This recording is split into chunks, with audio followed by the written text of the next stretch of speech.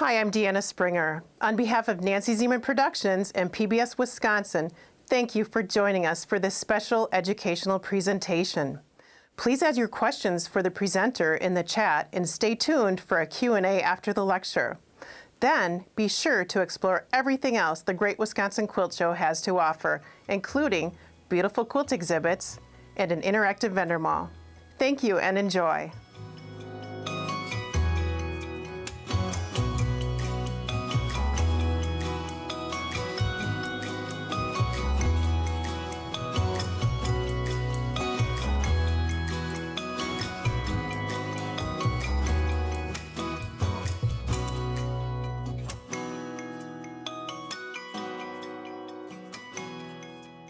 Hello, I'm Bill Kerr. And I'm Weeks Ringel. And we're here at Modern Quilt Studio to introduce you to Solids, a world of color. We'll be talking throughout this presentation about how you can use solids in conjunction with other fabrics in your stash, but also how you can use them on their own to produce a really bold and graphic quilt. So we'll be walking you through a few specific quilts, kind of little case studies, and explaining what we've done, and I hope will get you excited about color and using it. And also how we put together palettes when you don't start with a focus fabric. Oh, it's so different with solids. There's no big theme or diva print. You just have color. There are a variety of solids available by many manufacturers, and all are a little bit different. So we're going to point out some things that are helpful to look for when you're buying solids. And the first thing I would look for would be the weave. That you want to look for a weave that's not too bulky for your particular use or not too thin for your particular use. All of the ones we'll be talking about today are the Benertex Superior solids, which we find to be they're kind of the Goldilocks of solids. It's just like, they feel so nice, and the colors are true. They're just really nice quality. And as Weeks said, there are lots of different solids out there. Some are heavier and maybe great for a kid's quilt that you're going to be really rough with. There are some that are a bit lighter weight that are wonderful for needle turn applique. The Superior solids are just ones that we happen to really like. But another reality is, what can you get? You know, what can you get at your local quilt shop, and what do you have access to online? So sometimes people will think that having the largest variety of colors is the reason to use one brand, but we've found that actually you can use a smaller number of colors, but it's getting the right colors that you need for your particular project. And so that's why solids, if you like building a stash, they're terrific. You see a color you like, seems like good quality, get it. You'll use it. And one thing that's interesting with solids, because they're dyed, there's no salvage with identifying information. So if you find a solid that you absolutely love and you think you might need more of later, you might write with a Sharpie on the selvage exactly what it is. So, you know, a year from now, if you need more, you can get it. Whether you're buying your fabric from your local quilt shop or online, it's especially helpful to be able to have access to a swatch card. And one of the things that having a swatch card does is it enables you to audition at home in the light where you have all of the rest of your stash, individual fabrics, without feeling pressured to run the next errand or be in a hurry to do it. The swatch cards that we find most useful are the ones that have this little, that only the top is glued down. And so you can overlay even a little swatch on top of the rest of your palette to see. This one also has all of the wonderful neutrals that are part of the Superior Solids line that we find especially useful. Yeah. They may not be the ones that you necessarily look at and think, oh, I want to make a whole quilt around that. But they're the worker bees, and they make the brights look brighter. And neutrals can be light or dark. They're just kind of, they blend into the background. And as Week said, they help other colors shine. And especially if you look at some of the neutrals, I think we've got, we call them the Essential Solids bundle that we have on our website. These neutrals aren't what you would think of as being regular neutrals. No. A lot of people think of neutrals as just white or black Or gray. But there are real subtleties in some of the colors in the Essential Solids bundle, and whether it's this very, very pale celadon or it's these taupes and camel colors and blues. There are a variety of uses for these. The flint, I know we're going to show later. Oh, yeah. So I would really encourage you to be able to, even if you're going to buy locally from your local quilt shop, to be able to get a swatch card. Many manufacturers sell them now. Yeah. And I know we have them on our website as well. And so that'll help you select. And it's true that dye lots may vary a little bit over time, but they're generally pretty consistent. And it's another difference with solids. Most manufacturers keep their solids line for years and years, and you all know what it's like with prints. You fall in love with a print, you start using it, you need more, poof, it's gone. You know, solids are really timeless, both in the fact that they don't date a quilt. When you look at a quilt that's made of solids, you don't immediately think, well, that was really 1980s. You think, Right. that was blue, that was green. Right. It's very timeless.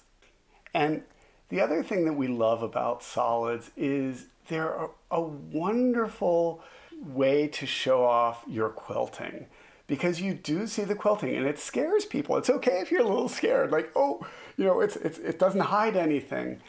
I actually look at it as an opportunity. It's easier to see what you're doing as you quilt in general on solids because you don't have the distraction of prints. But also, one of the things you'll see as we show some of our quilts is the quilting can be simple. You don't have to go crazy. If you like to do that, you can. But simple quilting can look just marvelous on solid quilts. And we have a publication called A Quilter's Guide to Solids, which has 5 patterns and a lot of detailed information about working with solids, how to make palettes, and that can be a great guide. But let's just get you now looking at some of the quilts that we've developed and made and explain our thinking as we did them. So the first quilt I'd like to talk about is called White Caps, and it's featured in A Quilter's Guide to Solids. And take a look at this, and you can see there's a lot going on. You have these blocks that are 5 strips of alternating colors, and then there are what I call the divider bars, which are the white and navy blue. They look black on screen probably, but we actually use navy blue because it wasn't quite as stark. Let's talk about the palette for White Caps. If you look in the flat shot, you'll see that there are, the hues are analogous blues and greens. Analogous refers to next to each other on the color wheel. But you'll also notice that there are a variety of saturations, saturation being the intensity or the purity of the color. And you'll see that there are some grayer greens and some, I think we would call them muddier blues and greens, and some that are more bright and bold. And many people often think that you can't combine saturations, low saturated fabrics with high saturated fabrics. But I think you'll see in this quilt that it actually, it's kind of like sweet and salty. They bring out the best in each other. It's a total salted caramel kind of quilt. And if you look, let me show you specifically a couple of these blocks here. So in this first block, and by block I'm talking about those 5 strips, the alternating 3 and 2.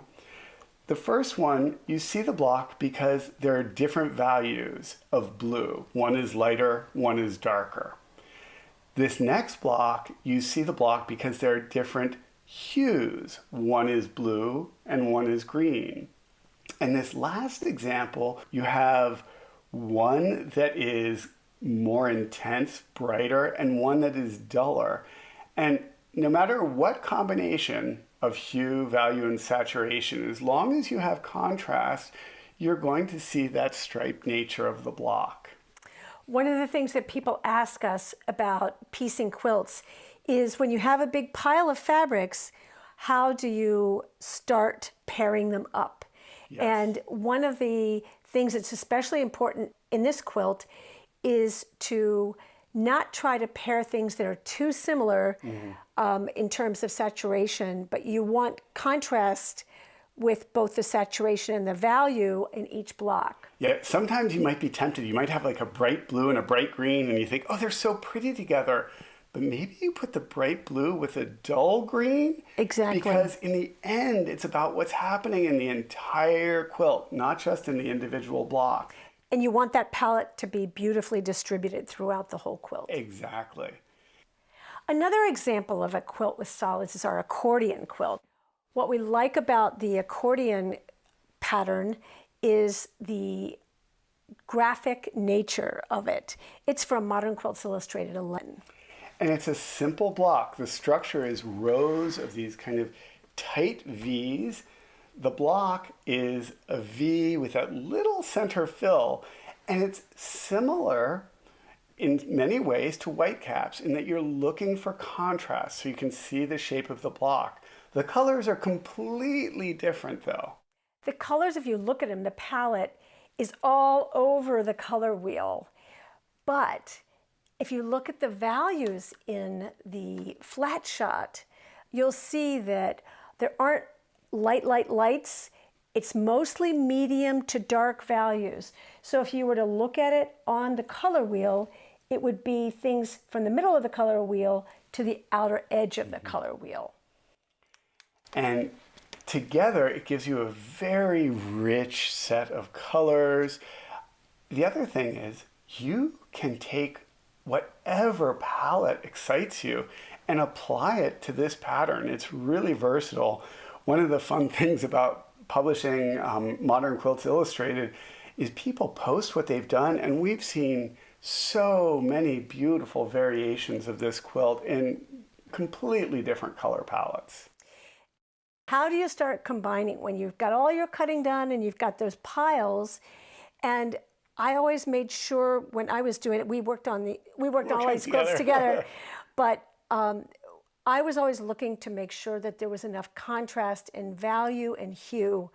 So even combinations that you wouldn't necessarily put together to wear as a top and bottom, for example, in your clothing, would, like this green and this purple, for example, really do look great when you look at the final quilt, because you have a very consistent distribution of lights and darks. If you had decided to pair two darks and two lights, you would have ended up with either hot spots or holes in the overall quilt. Those two ideas of the hot spot or the hole, good things to avoid. Absolutely. Our next quilt is our swatch quilt, which is one of our most popular designs. We've made this in solids and with tone-on-tone prints, and it's a transparency quilt where your mind imagines that these squares are transparent and one in front of another. If you look at the styled shot, you'll see that there are a variety of overlapping squares. And we achieved that, and this is actually easier to make with solids because there's so many options for you. But if you look, you'll see that there are overlapping solids that create that illusion of transparency. In A Quilter's Guide to Solids, you can see a different palette that we used as in an illustration to demonstrate how you can take the same idea and apply it to a totally different palette. And we've done that with all of the quilts in A Quilter's Guide to Solid because it kind of jumpstarts your imagination Plus, if you like one of the illustrations we've done, we've actually listed the exact fabrics we used in it. So it's like a little built-in shopping list. So you could make your own kit, You basically, could. if you wanted to. One of the things that people ask us with this quilt in particular is about quilting it. And that when you have, and it applies really to a lot of solids quilts, what color do you use for thread? And people are often surprised that we used a white thread for the quilting of swatch, because you don't see it as much as people think you're going to. Yeah, they're often afraid, like, oh, I don't want to use white on that purple and that red. And yet the reality is the white is, overpowered by this strong, strong color, and it looks fresh. It looks great. And, you can try whatever you want. I've seen people switch colors in each section, but we just did a dense all over quilting pattern, what we call a labyrinth quilting pattern, and it looked terrific. Our Infinity quilt is a totally different palette. And this is a soft green and yellow and blue palette, but it also has a bit of that transparency effect as well. It does. You have these thin strips that overlap, but it's much more subtle. And it's, I think, a wonderful quilt to make, and one that is, it really lends itself to solids beautifully. And you compare the saturation that you saw in the swatch quilt with the softness of Infinity, but Infinity could also be made in brights as well. This is the thing that's so fantastic about solids, is that you can figure out exactly what tone you want for your quilt. Do you want it bright and graphic and bold, or do you want it soft and more subtle and understated? We've actually made the Infinity quilt now in 3 completely different palettes. We made it on a beautiful off-white that was very colorful, though, with kind of melons and peaches. And we also did one that was entirely earth tones. And it's a different quilt each time, but what fun in each case. And you can see, again, in the alternate colorway diagrams in A Quilter's Guide to Solids, how different it looks in a totally different palette.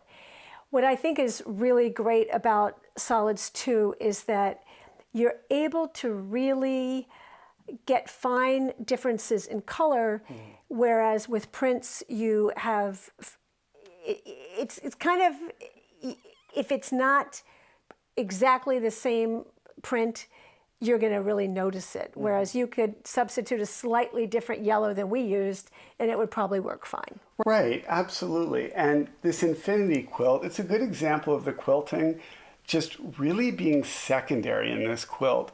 We stippled it with kind of a camel-colored thread.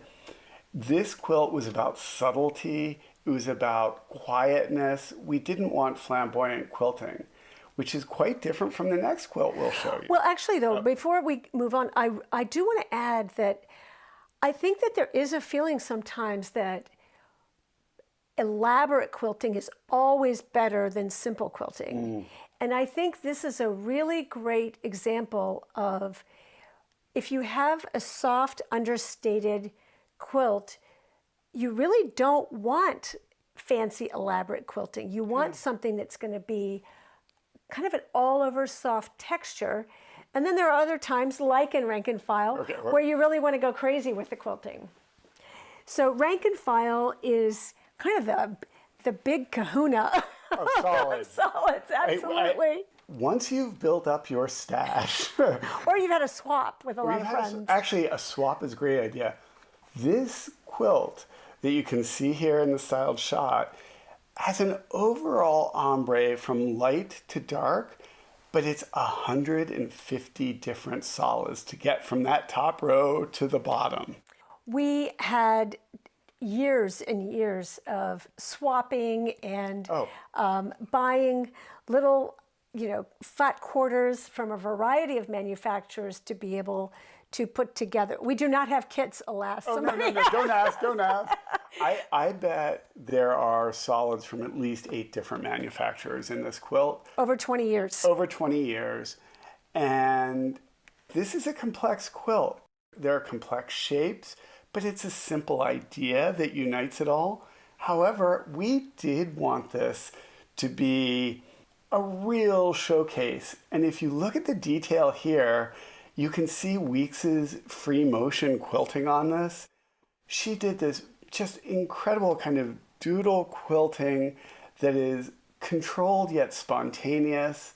No marking whatsoever. No marking. And no plan. And ombre, it goes from light to dark in the quilting thread as it goes down. And so this is truly a celebration of solids. And if you are thinking about taking on rank and file or doing your own version, I would encourage you to lay out all, because there's so many fabrics, and you don't have to use 150, but lay out everything you have so you see where the gaps in your ombre are. You can see in this photo how we spread ours out all the way down our cutting table, and we moved things around by looking at it from a distance. Right. So each of those stacks that you see represents one of the rows of the quilt. So we knew that that one stack of lights would come before the next stack that got a little darker, then it gets a little darker. And this doesn't have to be multicolored. If you are a collector of greens, you could do an incredible fade from light green to dark green. I would also encourage you, when you're thinking about the individual blocks, again, to make sure you have really the consistent level of contrast from top to bottom, because you don't want it to look like there's a blue quilt happening on one side and a pink quilt happening on the other side. Yeah. So that is kind of, as we said, the big kahuna of solids quilts. We also want to look at examples of quilts that use solids with prints. Because you might think right now, oh, solids only work with solids. No, they really can play well. Especially, like, one of our favorite uses for solids is as a field or a sashing fabric that gives you a very crisp edge around prints, and it can really show the structure of a block nicely. In our Woodlands quilt, you'll see just how powerful the light khaki solid is in showing off the colors in our vintage fabric line. Yeah, so these are all prints that we designed, and they have different scales. And if you look at this photo, you see there are yellows, blues, aquas, greens, berries.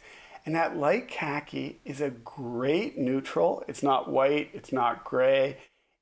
This line was called Vintage. We wanted it to feel like an old friend, and that solid helps achieve that. One of the things that's really helpful when you're looking to find a sashing color or a field color for a palette is to do something that I think is counterintuitive and counter to what many people have been taught. Many people have been taught that you want to use a background color that is found in one of that you pull out, right? And actually, in many cases, especially with neutrals that you're looking for, you want a color in the background that does not appear. Right. So you have equal footing for all of the colors within the palette. Because this light khaki isn't in any of the prints, so regardless of whether it's adjacent to the berry or to the aqua, you're going to have a clean, crisp, equal edge. In our dress-up quilt, you'll see how beautifully a soft cream plays against the peaches and greens and blues and purples from our Printology line. It's sometimes difficult to determine whether a white or a cream would look better, but if you look at the general undertones of the fabric, sometimes you can get a sense as to whether a particular white will make the quilt look a little too stark, or a little bit, it will appear blue next to the other fabrics in the line.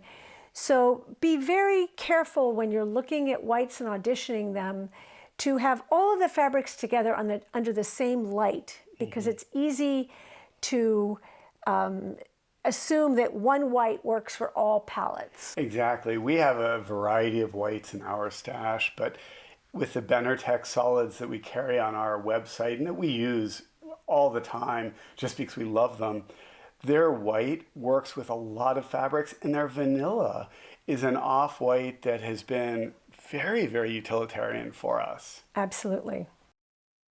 One unexpected neutral that people are always surprised about is dark teal. Dark teal. Oh my gosh, give me dark teal. The teal is really fantastic when you're looking at a palette that's lighter than the teal.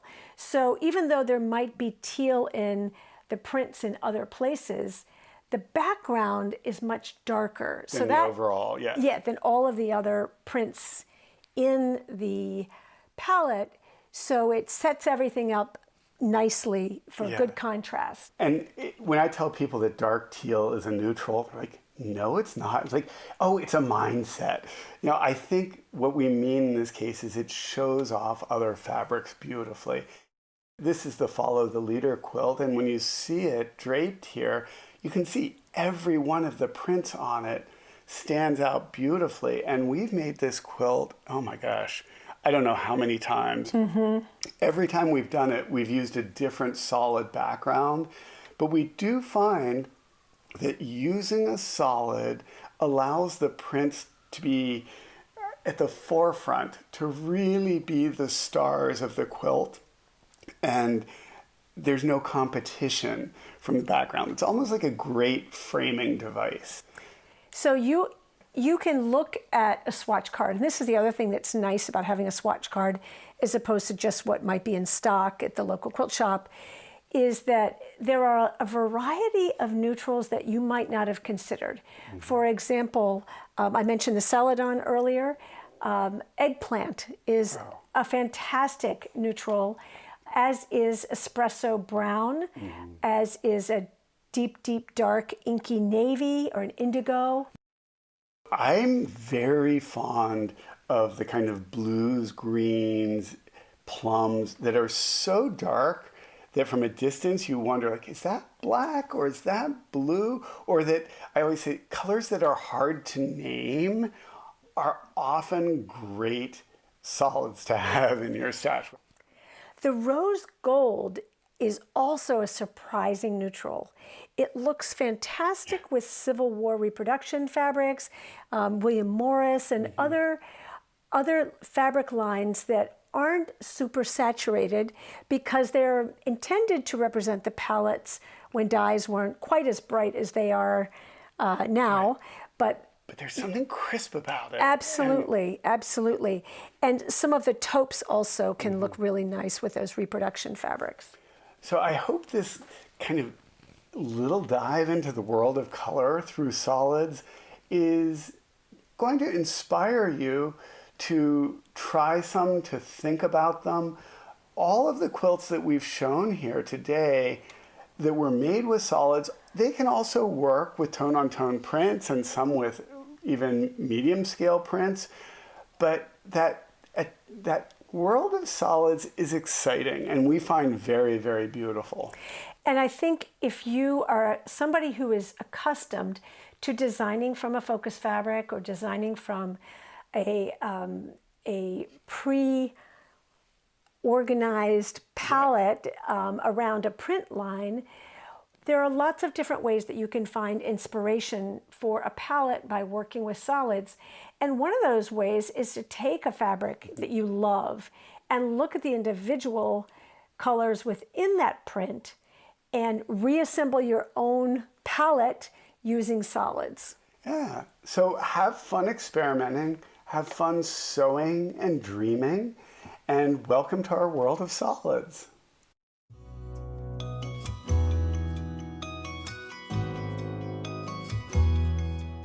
Hi, I'm Deanna Springer. Thank you for joining us for the Great Wisconsin Quilt Show, and thank you for tuning in for Solids, A World of Color with Weeks Ringel and Bill Kerr. We're currently trying to get them online. We've heard their power went out, so the joys of live video. But we do have questions rolling in, and I'm happy to answer some of those for you. We were honored to work with Bill and Weeks for a couple episodes of the Sewing with Nancy television show. So Nancy and I learned lots from Weeks and Bill about their modern quilting techniques. So I'll field a couple of those questions, and in the meantime, we'll connect with them online. Very many questions about the color wheel. People are asking, Michelle, is asking in Maryland, do you have the color wheel available on your website? And they do. If you go to modernquiltstudio.com, there's a 10-pack of the color wheels that Weeks was holding next to her during her video presentation, and they're double-sided, so it's really 20 color wheels in one to work with your quilt tops and help you match colors. And you can also find the Modern Quilt Studio on our vendor mall. We're so happy that Weeks and Bill are associate sponsors of the Great Wisconsin Quilt Show. So right at the top of the vendor list at quiltshow.com, you'll find Modern Quilt Studio listed, and just click right through to their website and their social sites and connect there as well. One question I'm seeing that I learned early on from Weeks Bill is from Gwen, and Gwen is asking, I was told if your quilt top is very square and striped, you should use round quilting. Do you agree? And that's one of the very first things we learned from Weeks in an interview Nancy did for Nancy's Corner with Weeks. And her technique she showed was her very square quilts, she did curved quilting and circular quilting. And the opposite, when it's a very circular quilt, she did very much straight line quilting. And it really works well together to do the opposing quilting. Lots of color wheel questions and helping with the selection of colors. The color wheel really does help with that. Nancy P. has a comment. Over the years, my appreciation of solids with quilting has grown immensely. Go solids, go. You're so right, Nancy. Weeks and Bill really make solids shine, and combining different solids, almost making their own fabric by combining different tones and shades of solids. Here's a question from Barbie. When you mix prints with solids, do you use prints from the same line or pick from different lines or mix prints from different lines? And from enjoying Weeks and Bill's quilts over the years, I do know that they mix and really let the color shine through. And let's see if there's another question. This one's from Michelle. In testing the saturation, people say to take a black and white picture to view the colors. And Michelle, that's a good point. When you take a picture of a quilt or something you're laying out, blocks you're working on, and then change it to black and white, you see the tone of the fabric. The color goes away. You're not looking so much at the color. You're looking at the tones, the lights, the mediums, and darks. And we know from tuning into the lecture today that Weeks and Bill really like their mediums and darks, and they really work well together when you mix those up. And I think what we'll do is send everybody to the Great Wisconsin Quilt Show website at quiltshow.com, where you can click on the vendor mall and then click through to the Modern Quilt Studio and ask your questions directly to Weeks and Bill on their social sites or at their website. In the meantime, enjoy everything that the Great Wisconsin Quilt Show has to offer, including the beautiful quilt exhibits. Enjoy.